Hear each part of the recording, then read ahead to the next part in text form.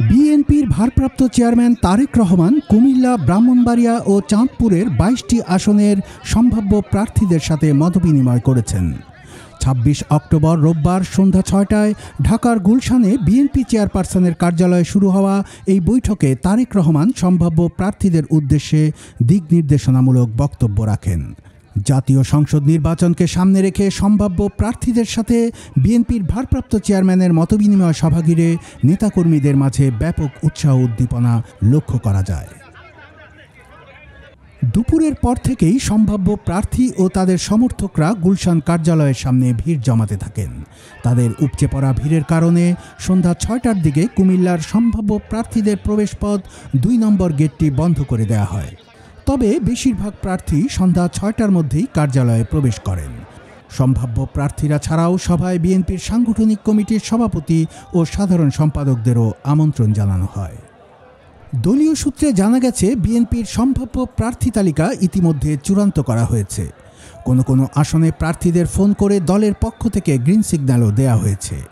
এই কার্যক্রমের ধারাবাহিকতায় রোববার বেশ কয়েকটি বিভাগের সম্ভাব্য প্রার্থীদের তারেক রহমানের সাথে মতবিনিময়ের জন্য বিএনপি চেয়ারপারসনের কার্যালয়ে আমন্ত্রণ জানানো হয়। সন্ধ্যা ৬টা থেকে শুরু হওয়া কুমিল্লা অঞ্চলের প্রার্থীদের মতবিনিময় সভা শেষ হয় সন্ধ্যা ৭টায়।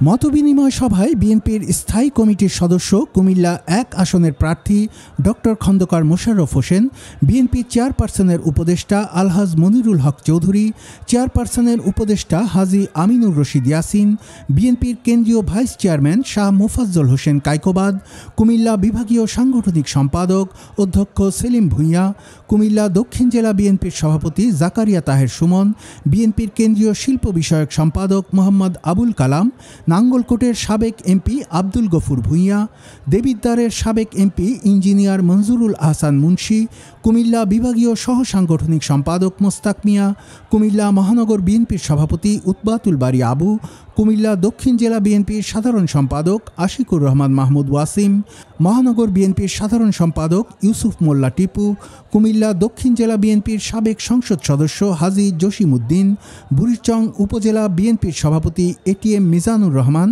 কুমিল্লা উত্তর জেলা বিএনপির আহ্বায়ক আক্তারুজ্জামান সরকার, সদস্য সচিব তারেক মুন্সি, চৌদ্দগ্রাম উপজেলা বিএনপির সভাপতি কামরুল হুদা, সাবেক এমপি আনোয়ারুল আজিমের কন্যা সামিরা আজিম দোলা, ডাক্তার নজরুল ইসলাম শাহীন সহ কুমিল্লা অঞ্চলের সম্ভাব্য প্রার্থী ও আমন্ত্রিত নেতৃবৃন্দ উপস্থিত ছিলেন। কুমিল্লা কাগজ নিউজ ডেস্ক।